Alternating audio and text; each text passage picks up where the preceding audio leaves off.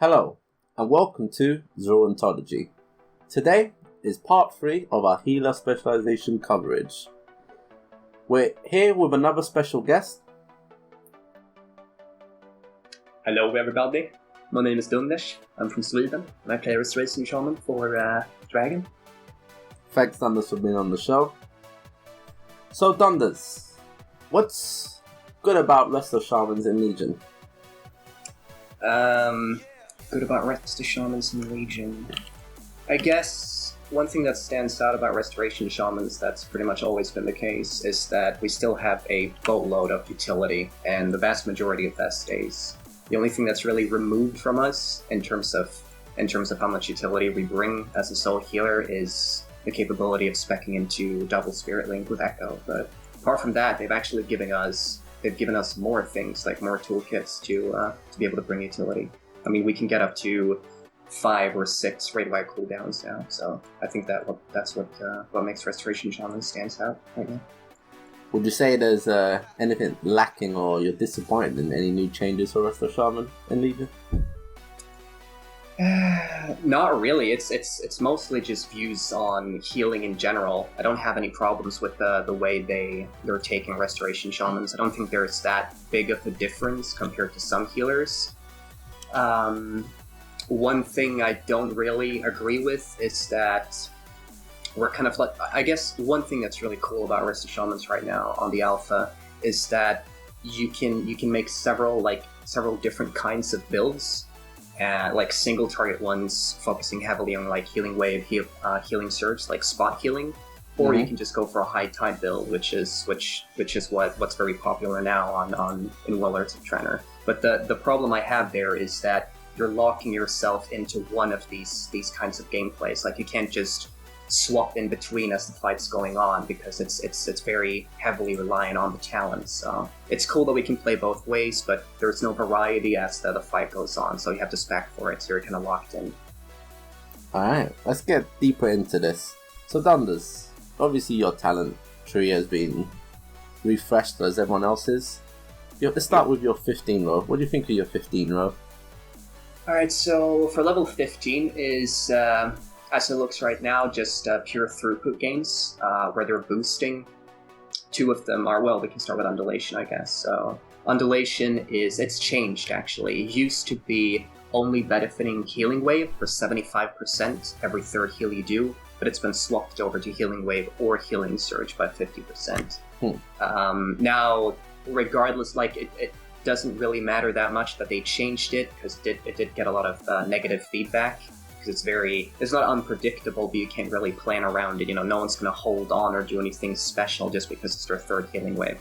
You need gameplay to be smooth, so it doesn't have enough impact for you to pick this. And both of these versions are pretty terrible, honestly, so I wouldn't pick this even after the changes to it. So it's pretty bad. As for, the latest build that was added just a couple of days ago, they removed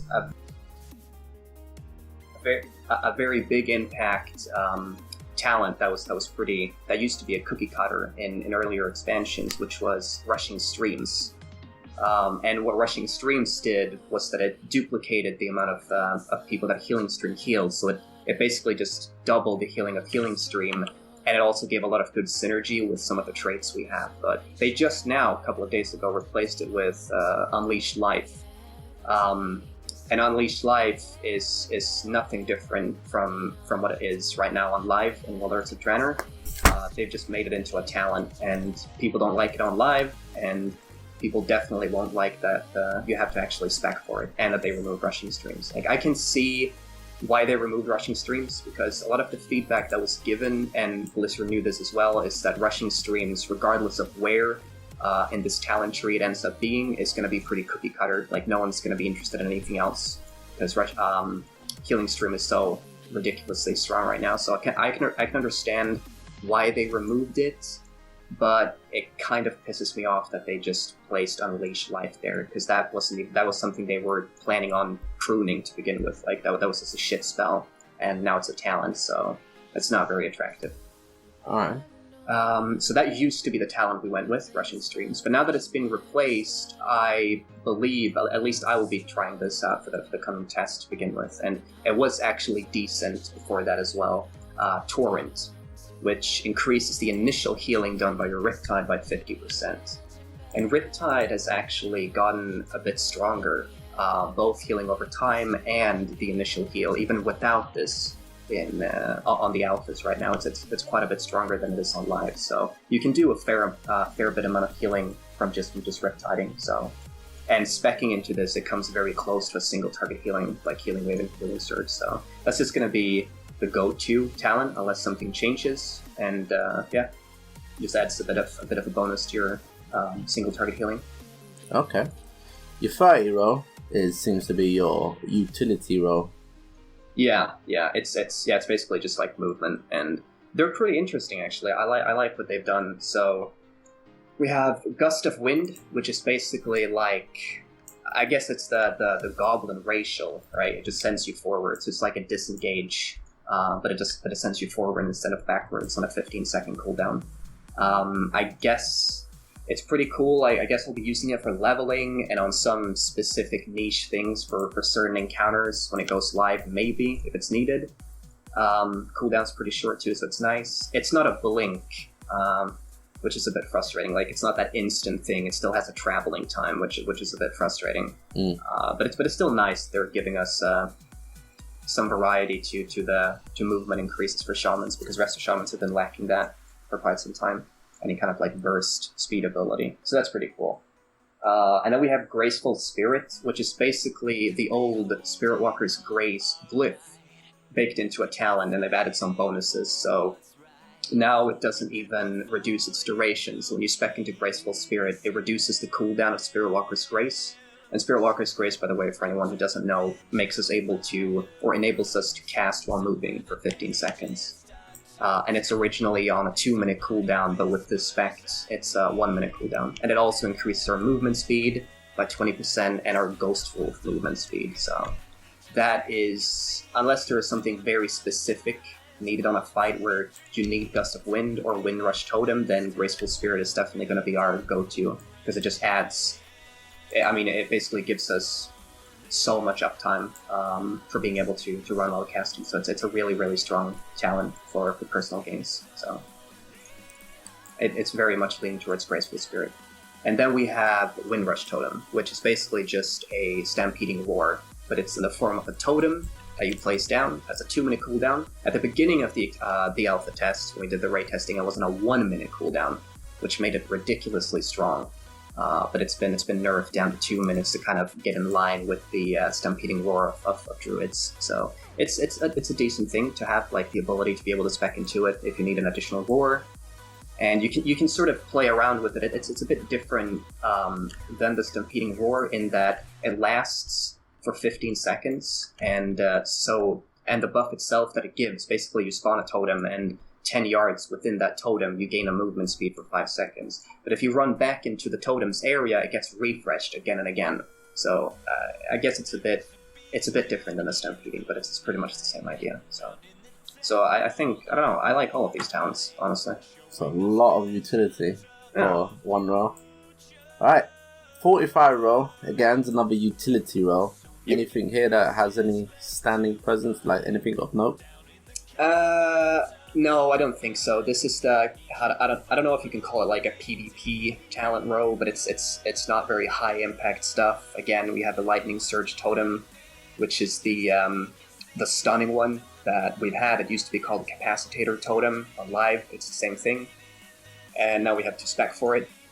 And then we have Earth Grab, which also exists as a talent right now on live. And the new thing is Voodoo Totem, which basically just hexes everything within 8 yards of the totem, I believe. I think Voodoo Totem is pretty cool.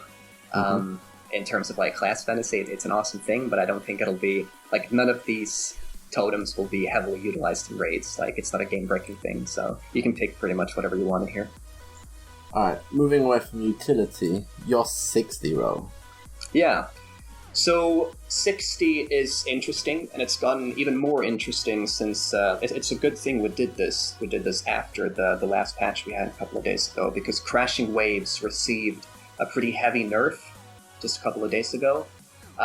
It used to, in addition to the bonus of tidal waves, now it just basically what it does now is that it increases the crit chance of Healing Surge, and the cast time of Healing Wave is decreased by 15% when you get tidal waves. So basically, when you cast Chain Heal or Riptide.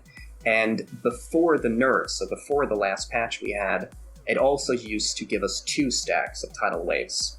On live right now, we already get 2 stacks of tidal waves, but speccing into Crashing Waves on the alpha was our only way of getting two stacks per cast of Riptide. So with this being removed, the value of this talent has been significantly decreased. I don't think getting an additional 15% crit chance or a 15% reduced cast time is that significant, especially considering I'm guessing we'll be getting into the talent or the artifact traits later, but there's actually a trait that does literally the same thing as Crashing Waves, but it's even better. So it isn't that high impact to pick this Crashing Waves anymore, which is a bit disappointing because Crashing Waves, when it gave 2 stacks before the nerf, was actually what made it possible for us to have a smooth single target healing style without having to force out Chain Heal and burn more mana, so it's a bit of a shame.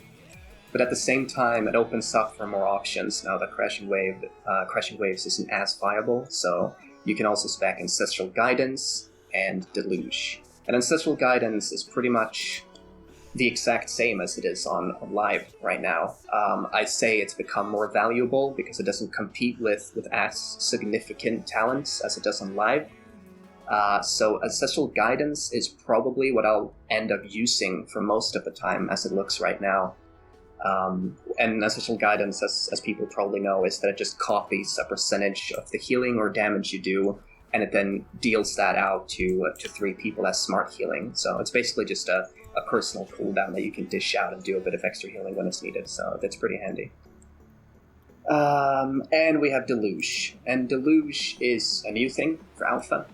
It's not on live, where Chain Heal heals for an additional 20% on targets affected by your Healing Rain or Riptide, so this does not stack. You don't get duplicated bonuses if they're in Healing Rain and have Riptide, so it's one of them. And this is nice, I guess, if you're going for a high tide Chain Heal build. Like, this has synergy. For this to be viable, you need to pick high tide, but we'll get to that talent. So it's a very specific thing that you won't pick unless you go high tide as well.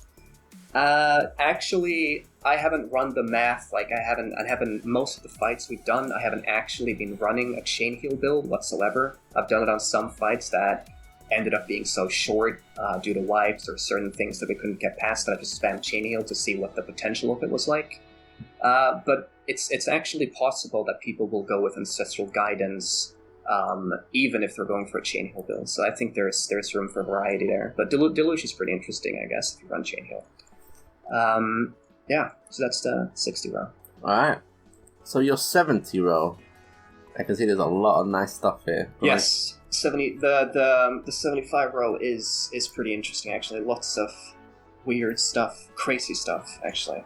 So probably the most insane one right now on Alpha is Ancestral Protection Totem, and this has been changed twice.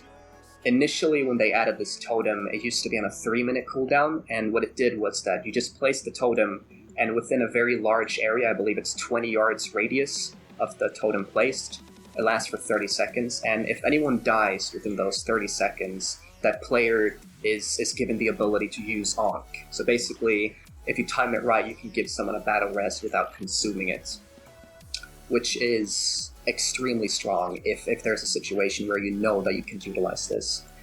And what they've done on top of that recently is that they changed it to a 5-minute cooldown. And I think and they also made it so that during these 30 seconds, you gain like a mini rallying cry. So people within the totem's area get 10% increased health for 30 seconds, which is actually really strong, insanely strong, considering that it lasts so long. And what this allows for, which I think is a good thing, is that a lot of people on the feedback, and I felt this as well, when it only gave us a rest and didn't give us that health increase when it was up, is that it was a bit awkward because when we were trying it on Alpha, like, obviously we don't know the fights, we haven't planned anything specific for, like, mythic strategies, like, so we don't know when we'll end up having to use this ability. So unless it's for something very specific, it felt pretty pointless to spec into this protection totem. But now with the health bonus, you can actually just end up using it as a raid-wide cooldown, and then have the free res as like a safeguard if someone dies. But so it's definitely possible that people will end up using it as just a raid cooldown for the health bonus. So that's very nice. It's not a long cooldown, but I think it's still insanely strong. Like, you can probably juke some mythic abilities that are going to one-shot you, and it's just really nice to be... It's a bit insane, actually, that we're given the option to get even more raid-wide cooldowns as a shaman, but it's looking pretty strong. So that's definitely an interesting talent. And then we have Earthen Shield Totem, which is... Well, it pretty much does what it says in the tooltip. Basically, you place a totem, and it absorbs, like, this one has a smaller range. You place it on the ground, and within a certain area, it absorbs X amount of damage anyone takes from damage based on my spell power, and it goes, and it can absorb a total amount of my max health. So I think this is going to be the totem you go for, or the talent you go for here, unless Ancestral Protection Totem is needed. I can't see why you wouldn't pick Ancestral Protection Totem. The thing with Earthen Shield is that it's cool because you can pad numbers with it pretty hard if there's consistent AoE damage. It doesn't absorb enough to actually, like, make or break a fight. It won't save anyone, but you'll be able to pad on the meters using this totem. Like, it does a pretty significant amount of absorption if you just place it every minute. So it's good for padding, but it doesn't really do that much in my opinion, because it caps at a very low amount of absorption. So, but it adds to HPS, I guess. So it's a cool thing.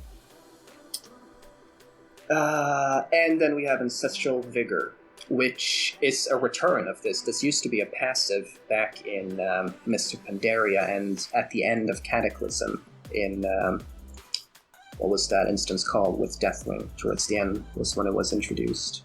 But basically what it did then was that whenever you healed someone with anything, except for your totems, you would increase their health, and it would stack up to a total of 10% of their maximum health. And that was probably a bit overpowered. So what they did was they gave it back in the form of a Talon, and instead of just blanketing the raid with any spell, you only get this 10% increase effect from instant heals, basically. So Healing Wave, Healing Surge, Chain Heal, and the initial heal of Riptide. So basically, when you do these spells on a target, it increases their health by 10% for 10 seconds. Which isn't bad,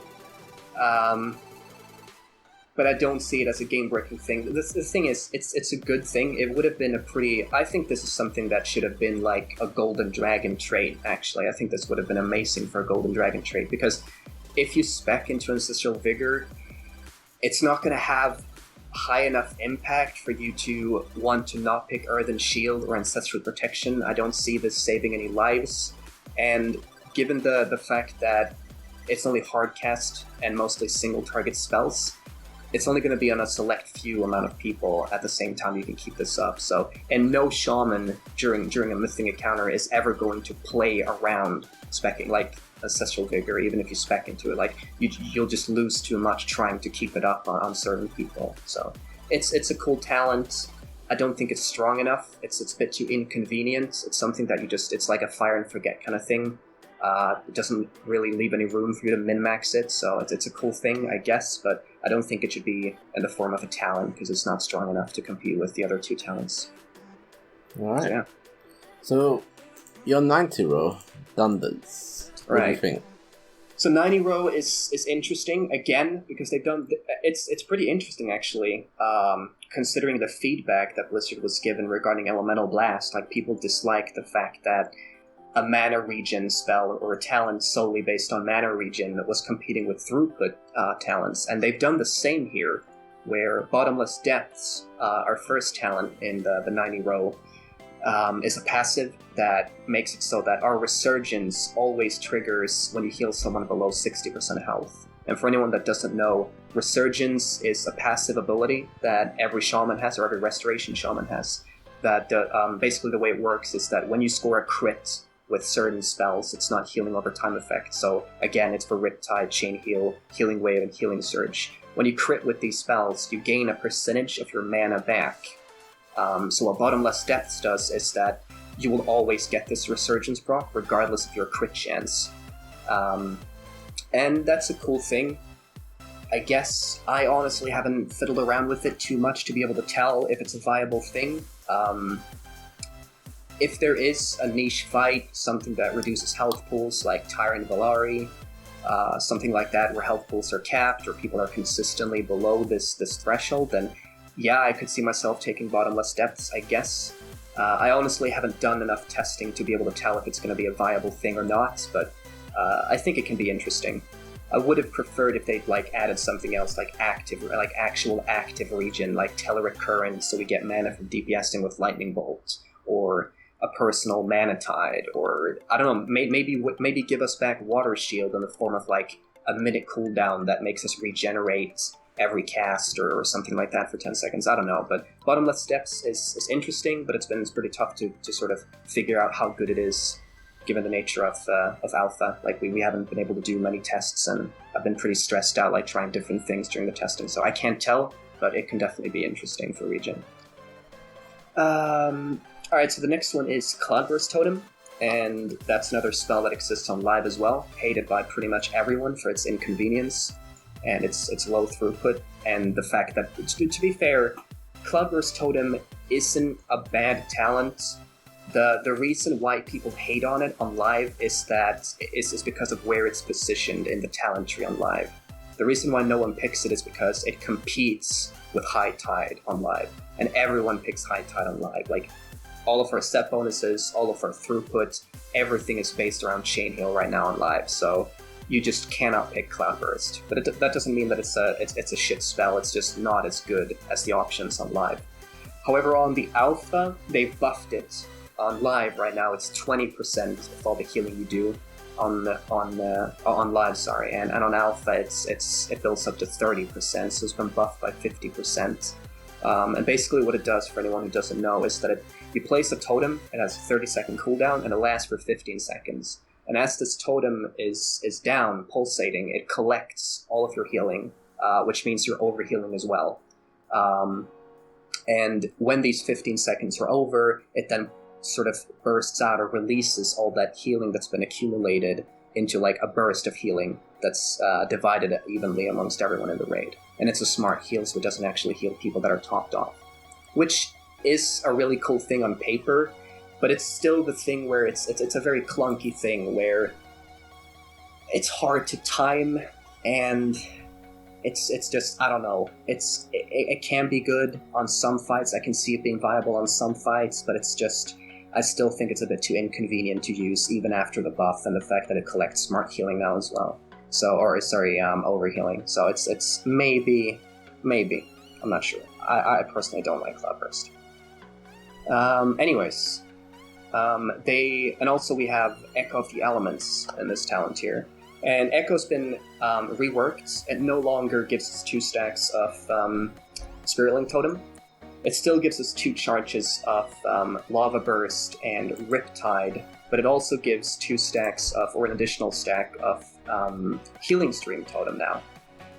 And another thing they've done is that whenever you cast Healing Wave, Healing Surge, Riptide, or Chain Heal when you're spec'd into Echo, it has a 15% chance of giving you a charge of Riptide, which is extremely good actually. This is basically before the nerfs to Crashing Waves, you basically combine these so that you would pretty much always be able to secure Tidal Wave stacks. But with Echo, now that Crashing Waves has been nerfed, I think a lot of people will be leaning towards Echo of the Elements as kind of a band-aid, because Echo is going to be the only thing that kind of gives us any kind of consistency with Tidal Waves, relying on more Riptide procs. Not to mention that Riptide is actually pretty strong in the alpha right now, a lot stronger than it is on live, so Echo is extremely good. And it also synergizes well with our 4-step bonus, which hasn't been released yet, but they've told us what they're going to do. We can get into that later, I guess, but all I'll have to say is that it's going to synergize really well with our 4-step, so yeah, that's it. Wow, so much for Resto, Shaman. It's surprising to say you have 100 row and an artifact still to go through. Yep. Alright, let's start with the 100 row. Right, so this is something that made a lot of people salty. I'm actually not sure if it's the same for the other specializations. You can probably confirm this if you've done Enhancement or Elemental. It is. But Ascendance, yeah, so it's the same then. Ascendance has actually become a talent. In earlier expansions and live right now, Ascendance is baseline spell. And what they've done is that they've removed that from us and they've given it back to us the exact same as it is on live in the form of a talent. So Ascendance is still strong, or can be strong. It's pretty situational. Just like with most AoE abilities for Shamans, it requires you to be fairly stacked for it to be a viable thing to use. But Ascendance can definitely be a viable choice to pick up as a level 100 talent. If you feel that you can get anything out of it, like people are clumped, and then there are situations where there's a lot of burst damage on a boss. So Ascendance is definitely not bad, but obviously I'm a bit salty that they've given it back to us in the form of a talent when we used to have it as baseline. So that's a bit shit, honestly. But it's still a good talent if the situation calls for it. And then we have my favorite. I'm not sure actually if it's that good. Because I've been playing with it quite a lot, because I wanted to love this ability. I wanted to believe that this ability was really, really good. It's called a Wellspring, and it's also level 100 talent. And basically what it does is that it's a frontal cone of healing. It's a hard cast for 1.5 seconds. And it just basically creates a massive cone that covers 30 yards in front of you. So it can cover pretty much an entire area. It stretches very far and very wide. And what it does is that it heals everyone standing in this area for X amount. And it's a pretty hefty amount, actually. It's not too far from a single target heal. It's been nerfed several times. I believe the spell power coefficient of the spell has been nerfed from like 500 to 400, and now it's down to like 300 or something. I'm not sure exactly, but it's been nerfed significantly. It used to be ridiculously strong. And Wellspring can definitely be a strong thing, because it adds for consistency in terms of healing throughput on the entire raid, and it's also a good alternative for people that don't want to go back to the chain heal spamming. So this is basically an alternative to have some kind of consistent AoE healing onto the raid instead of spamming chain heal. So I like that. Currently on Alpha, last time I tried it, it could have been changed since the last build, but it does not benefit from Mastery. And Mastery is a big thing for us. So it hasn't been that good on Alpha tests because of that, and also because we've only had a limited time to test the bosses. We haven't had, proper positioning. It's been a bit of a shitstorm going into the bosses, so it's been pretty hard to maximize this ability, but I could definitely see it becoming viable, depending on how you're dealing with bosses. So it's definitely an interesting spell, and I really like it as an alternative to going High Tide. Which brings us to High Tide, which exists on live as well, but it's been changed slightly. It's still based around chain heal, but instead of making it right now on live in Wilderness of Draenor, High Tide makes our chain heal jump 2 additional times to people affected by Riptide. What they've done is that they've simplified this so that you don't have to min-max it around casting Riptides on people. So instead what it does now is that it just always bounces to 1 additional player, and the fall-off in healing per jump is being reduced by 50%. So this talent is really, really strong. If this is a must talent if you want to go with Chain Heal for Legion, because Chain Heal is really bad right now as just baseline Chain Heal. You have to pick High Tide for it to be viable. And that's what I kind of like and dislike about this talent, is that there is still a viable build, a viable thing to be going with Chain Heal, like relying on Chain Heal as your primary source of throughput. But again, it's this thing that I mentioned at the beginning, that you're locked in. If you want to go for Chain Heal or High Tide, then that's what you're going to be doing for the entire fight. You're not going to be able to swap in between and be viable as a single target healer and being able to use Chain Heal viably. So you have the option, but it locks you into a certain playstyle when you pick this, and that's the only thing I dislike, I guess.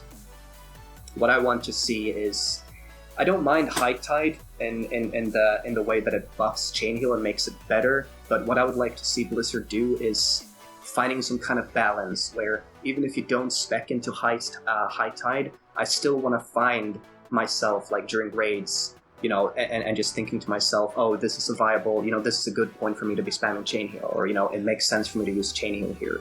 And unfortunately, that doesn't exist without high tide. So that's right.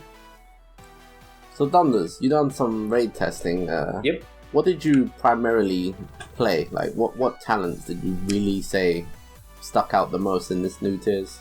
Well, there was a lot of discussion about chain heal being completely butchered, and also given the nature of the healing model, and I believe every healer pretty much is suffering from this to a certain extent, maybe some more, some less, but currently, because of the removal of all spirit on any gear and the fact that we don't have access to all the trinkets, I haven't been able to play with any regen trinkets or anything that saves my mana.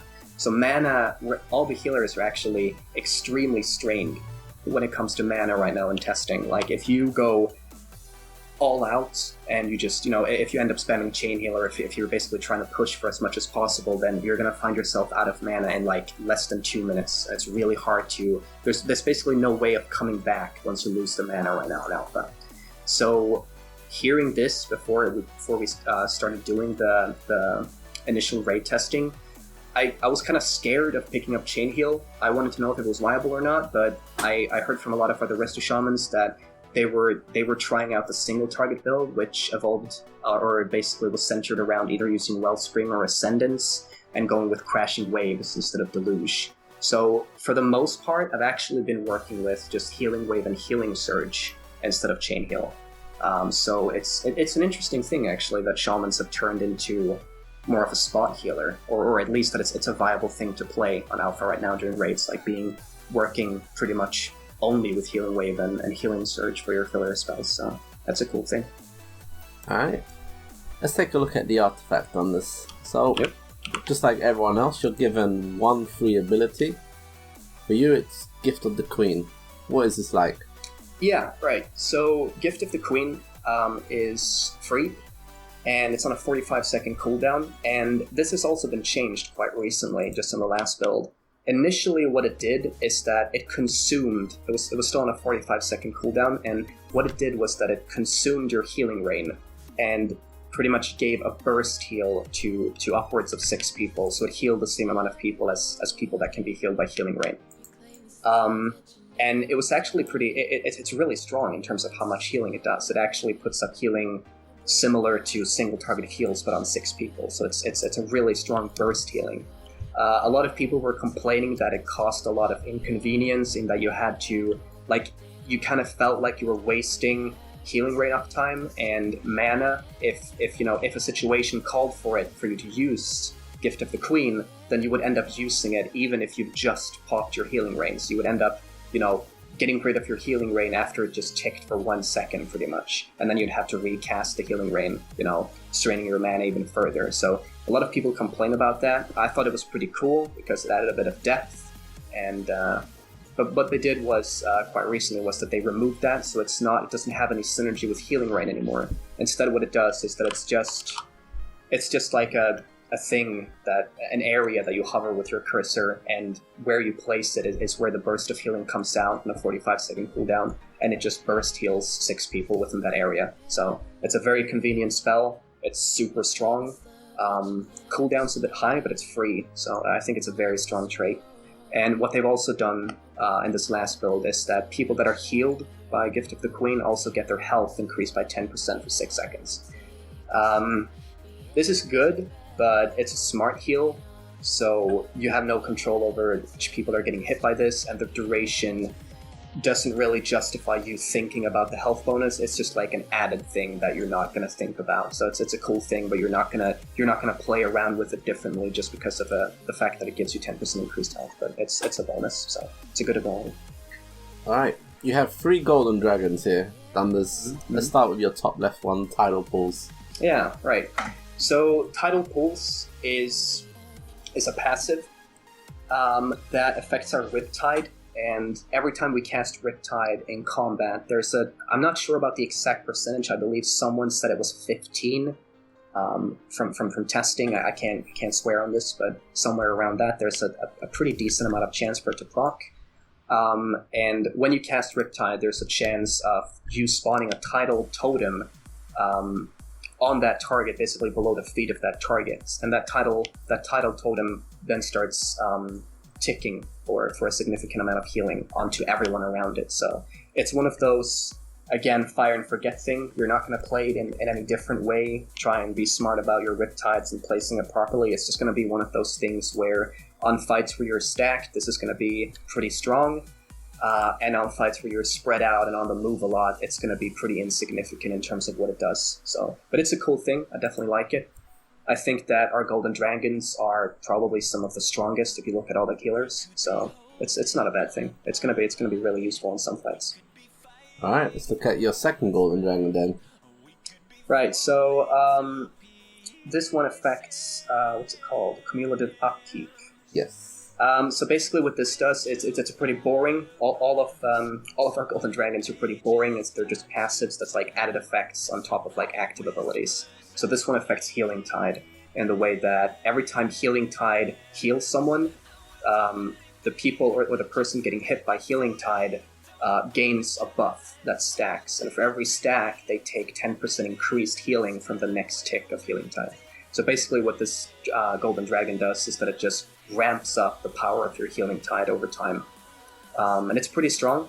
Makes it quite significantly stronger, actually. But raid-wide cooldowns right now for throughput, so Hymn, Tranquility, Healing Tide, Revival have been significantly nerfed. Blizzard doesn't want us to rely solely on throughput cooldowns to be able to get through phases of high damage, and I think that's a good thing. So it's not like this makes Healing Tide absolutely crazy. Healing Tide with this trait is still significantly worse than it is on live right now, so you can't rely on your Healing Tide to just carry everything when you pop it, even with this Golden Dragon, but it's basically just a buff to your throughput, this Golden Dragon. And then finally we got Decree of the Queen. Right. So Decree of the Queen was my favorite. It used to be. It's still really strong. Actually, it's still very strong. But it used to be even stronger, and I'll get to that. Decree of the Queen adds a passive onto our healing stream. With every healing stream tick, so every person that gets healed by our healing stream gets a healing over time effect added on top of them that heals for a pretty significant amount, actually. It's not far from the actual healing of healing stream. And what made this trait so crazy, it's still really good after the nerfs, but what made it so crazy was that it's synergized really well with our level 15 talent, Rushing Streams, that's been removed now. So by speccing into Rushing Streams before it was removed, it basically duplicated the power of Decree of the Queen, because since you got twice as many healing stream ticks, it also made Decree of the Queen twice as strong. It's still really strong, but it's just not as overpowered as it was. And I can actually imagine that's why they decided to get rid of Rushing Streams, because it's synergized too well with Decree of the Queen. It was just too big of a portion of our healing. So, but it's still really good. Alright, you have a few singular points here in your artifact tree. Something like Sense of Urgency underneath your first Golden Dragon on top left. Right. So, Sense of Urgency, I like Sense of Urgency. I think it's one of those cool things that isn't just like a boring buffer of X% to any ability, but this is actually something that's very specific, pretty niche. Sometimes you'll get a lot of benefit out of it, sometimes not. What it does is that when you're affected by it, says only Bloodlust, but it also affects Heroism and Time Warp, obviously. So basically, when you're lusting, throughout the time of that, you do 25% increased healing. And this is actually really strong. It's insanely strong. It's basically an added personal cooldown on top of already having lust. So it's on paper, it's insane. The unfortunate part about this, I guess it's not unfortunate, is that, and this goes especially for like the more really hardcore guilds that are really tuning their or utilizing their bloodlust around DPS gains, is that on a lot of boss fights, and people know this on progression, you tend to burn lust for the sake of benefiting the DPS. So you're not necessarily going to get any benefit out of this on every fight, because on a lot of fights you'll be doing, you know, your guild or your raid will be using lust for DPS, and it might just be the case that at that point there's nothing to heal, right? So sometimes you're going to get an insane amount of benefit out of this, and sometimes it just won't do anything really. So, but it's still a really cool passive to have. All right, straight underneath, we got another one in center, Refreshing Currents. Right. So Refreshing Currents was actually added in this last build, and it used to be called something else. I don't remember what it was called, but what it did before is that when we interrupted something with Wind Shear, we would automatically cast a lightning bolt on that target, and in addition to this, the damage of our lightning bolt would be increased by 50% as a passive. What they've done, they realized that this isn't ever going to be something that's utilized or viable in raids. It won't give us anything apart from the leveling process, if you choose to level as Resto. So what it does now is that it increases the mana refunded by Resurgence by 50% with your Chain Heal, so when your Chain Heal drops. And this is actually pretty good. It's not bad. The only complaint I have about this trade, I guess, is that not every shaman and not every boss are you necessarily going to be speccing into using Chain Heal. So when you go with Chain Heal, this is going to be a pretty nice trade in that it gives you more mana throughout the fight, but unless, on the fights where you choose to go with single target healing, and I'm not sure what it'll end up being like on live, but it could be that we'll just never really use Chain Heal a lot. So this trade could be pretty redundant, or it could be amazing. So we'll have to see. But it's interesting. It's a good buff. Alright, you got another one to the right. It's called the Servant of the Queen. Right. So Servant of the Queen has, I think it's one of those traits that are just like a fun kind of bonus that doesn't really, you're not really going to change your gameplay or make anything out of this. Basically, the tooltip is bugged right now, I believe, so it says 0 minutes, but basically what it does is that it reduces the cooldown of our reincarnation by 10 minutes. So if we spec into this, our Ankh goes down from 30 minutes to 20 minutes. And also after using Ankh, we take 80% less damage for 6 seconds. And it doesn't really add that much, because getting it down to 20 minutes doesn't really give us the ability to rely on it for, soaking one-shot abilities or doing something. It just makes us able to Ankh a bit more as we're in progression, but you're not going to be able to use it every single attempt. So it's just a fun thing that's pretty cool, I guess. Alright, so Dunderz, after going through all of this, people are wondering, what makes you any different from any other shaman? Like, what stands out about you as a person? Like, what have you done? I don't think there is anything in terms of my gameplay. Like, I don't view myself as, better than anyone else, or that I'm the best Resto Shaman, but I've been playing Resto Shaman for 7 years now. I've been into the hardcore raiding scene for many years now, and for the most part of it as a Restoration Shaman. I've been in several notable guilds before Dragon, and I've been playing in Dragon for 4 years now, so as a core, I've been in on I think I've been in on literally every boss since I joined this guild almost 4 years ago. So yeah, I've done some final boss stuff about Restoration Shamans, and I'm also part of a community called Chain Heal. Alright. So, you know your stuff. You are, you would say, an experienced Resto Shaman in the Mythic scene. Yeah. Alright. So, Dunderz, after going through all of this, you're healing right now in Dragon. You've done Mythic progression. Yep. How do you see healing in Legion? Do you see it to be something new, something that's a new challenge to tackle? Do you like the new format, how it is? I like I think it's I like some things and I dislike some things, or not dislike, but I'm a bit skeptical or worried about what they're saying, because what Blizzard has gone out and said basically for the upcoming Legion is that they definitely, what they're focusing on is limiting the amount of things we can do to affect our region, right? They want our mana to be based around the way we play, not the gear we have. That's why they've reduced, completely taken away all the spirit, and the only kind of region you'll get is in the form of trinkets. But the thing is, and I respect that, I think that's really cool, and I like that. I've never been a huge fan of this, complete shitstorm that we've had in earlier expansions, where it's basically just a spam fest, where you basically just push your highest throughput abilities and people die within 2 seconds if you don't heal them. Never been a huge fan of that. But at the same time, this isn't the first expansion where Blizzard had said that, mana is actually going to matter now for you guys. And it's been going on for several expansions, actually. Every time at the beginning and before it gets released, it's always, they always make us jump on top of this hype train, believing that, a huge part of playing a healer now is going to be conserving your mana. And that ends up being the case for, the beginning of the first tier, but then people get trinkets, they get a bit better gear, and all of a sudden you're not you might as well not have mana as a healer. So I like what they're trying to do, but I'm not going to say that it's a good or a bad thing yet, because I'm very skeptical about whether it'll work out or not. And the thing is, they've really gone. I guess one part that Blizzard deserves credit on is that they've gone pretty hardcore when it comes to reducing the regen in form of items and spells. They've gotten rid of healing tide obviously doesn't or mana tide doesn't exist. Obviously, it didn't in Warlords of Draenor either, in Hymn. But they've removed stuff like Innervate. It's been reformed into instead of giving mana, it makes our mana our mana costing spells free for 10 seconds. So you have to actually plan around. You need to sort of work to get any use out of those Innervates that have been changed now.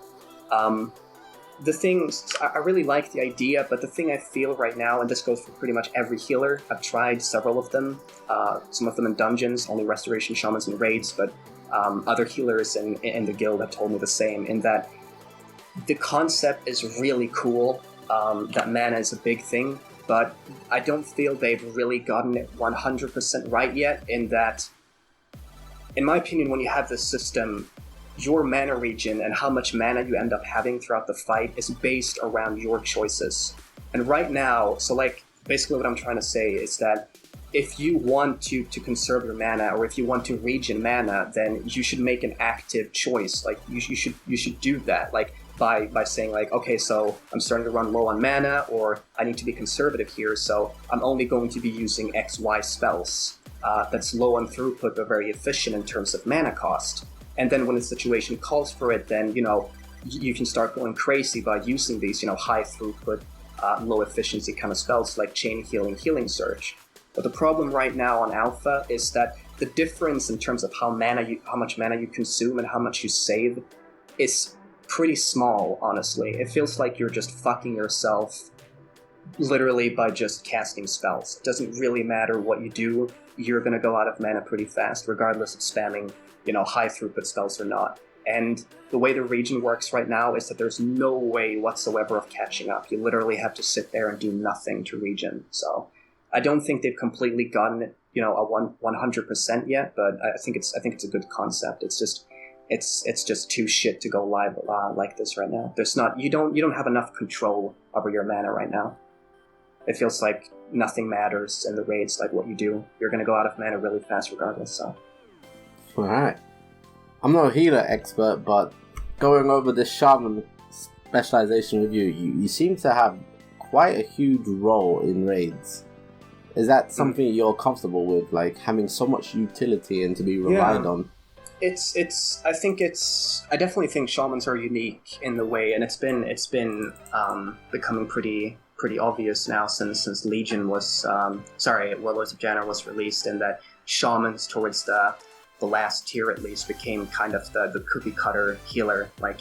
Before that it was a discipline priest, and obviously to a certain extent you still want a discipline priest, but during Warlords of Draenor, Restoration Shamans almost came up to that level of importance as well, because of how much utility they actually offered from just a single player. So I don't think that's not in the back of my mind, I don't feel stressed out or that I have a more responsibility to sort of provide for my raid being the Restoration Shaman, because it's not like I have to deal with several specific mechanics, like someone dealing with things that have to be kited or stunned or soaked in a specific way. Basically what I do is I just play my Shaman, and it just so happens that I have so many spells and abilities that just benefits the raid, that makes me viable.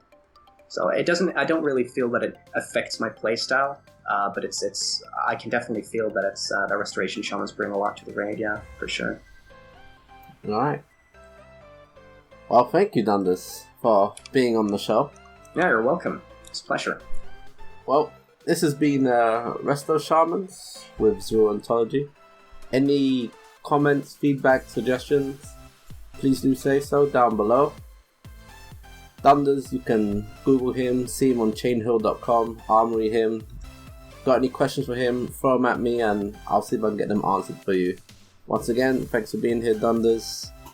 Zero out and Dunderz out.